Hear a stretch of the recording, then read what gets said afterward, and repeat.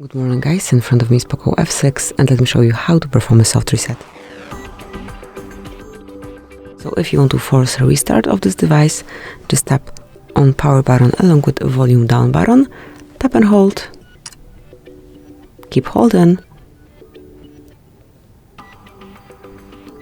and once you see Poco logo, you can remove fingers from both buttons and just give it a couple of seconds to reboot.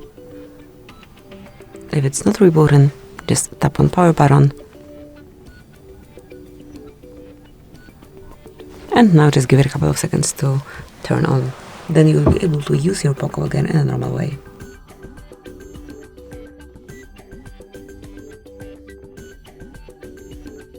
So, just unlock this device and use it smoothly.